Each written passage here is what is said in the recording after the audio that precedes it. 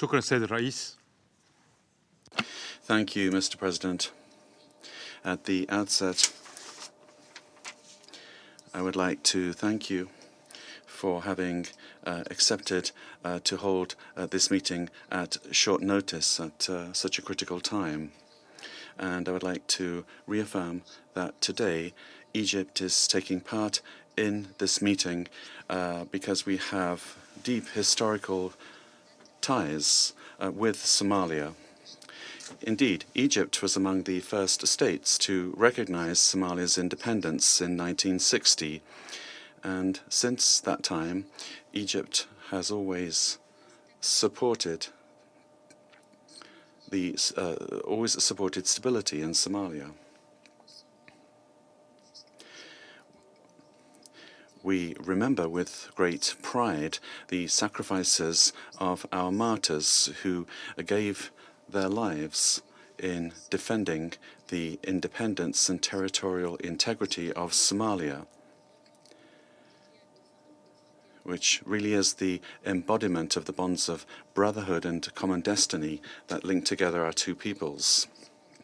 While the Somali state is moving forward to building its national institutions, and as the Somali state continues to fight the unjust terrorism, and as it continues to shape its future to turn a page on the past, Somalia now finds itself facing a new challenge today, namely Israel's recognition of the region termed Somaliland. This is a very serious precedent and a blatant violation of the principles of international law and the United Nations Charter, and is a direct assault on the sovereignty, unity, and territorial integrity of Somalia. The recognition of the independence of parts of the territory of a sovereign state is not only an infringement of that country's sovereignty, it's also a direct threat to international peace and security. And it clearly contradicts the well-established principles of international law and the foundations of the African Union. The founding fathers of the Organization of African Unity were wise in scrupulously respecting the borders inherited from the colonial era, and they did this in order to avert any conflict in the region and to preserve the political and social fabric of the African continent.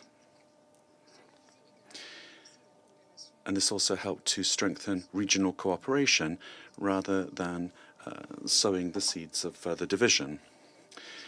In line with the joint statement of 21 Arab, African, and Islamic states, and in accordance with the statement of the Organization of Islamic Cooperation and the Gulf Cooperation Council, and also in line with the declaration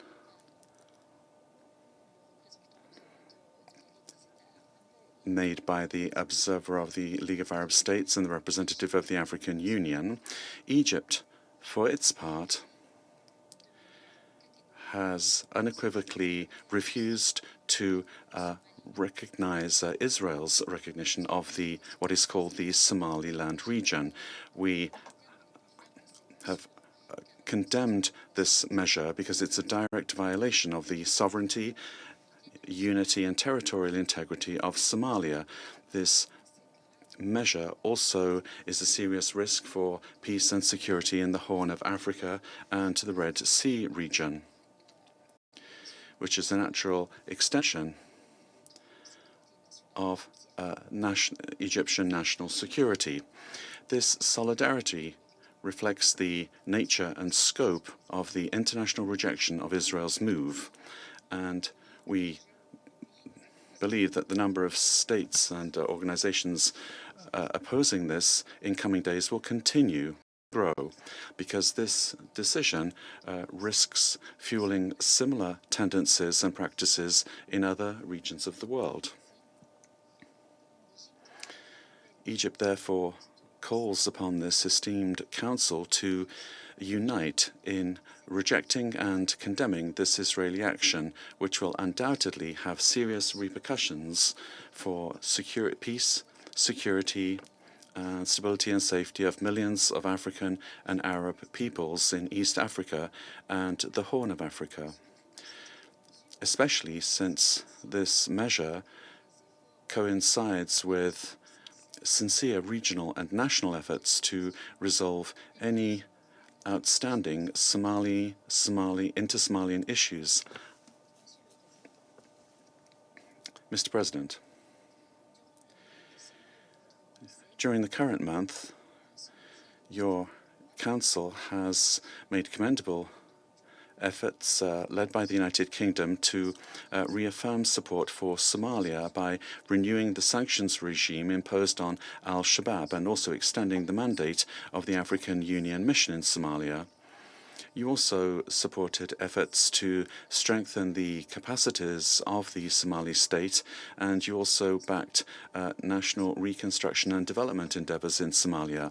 Unfortunately, this unilateral Israeli move undermines this collective constructive effort and contradicts the foundations upon which the Council's approach is based. And this has been the case now for years, even decades.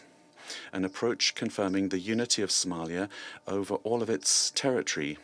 Instead of focusing our efforts on encouraging the Somali government to exert further efforts aimed at consolidating the pillars of stability and move toward the path of reconciliation and greater political participation, unfortunately, regrettably, we have to focus today on the repercussions of these unilateral Israeli actions that undermine these efforts. Measures which threaten the political process that your Council has consistently called for, and destabilizing the region and risking dragging Somalia into regional confrontations, whereas Somalia is not a direct party to those confrontations. Mr. President, the security and stability of Somalia is an extension of the security and stability of Egypt, and that's why Egypt believes that any move likely to fuel unrest in Somalia will not only have repercussions within Somalia itself, but will also threaten the region, creating uncertainty and instability. This will also embolden terrorist organizations, foremost among them al-Shabaab. They will use the current situation to expand their terrorist activities, thereby posing a real threat to regional and international peace and security.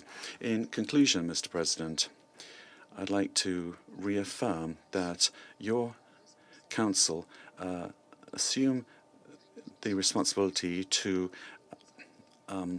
work against this unilateral Israeli move. It's not only about preserving the credibility of the Council's handling of the Somali file for years now, it's also an issue of upholding the role of the Council in safeguarding the principles that are at the core of the UN Charter and the international rules-based order. We look forward to this Council sending out a clear and unambiguous message to reaffirm the unity and sovereignty of Somalia.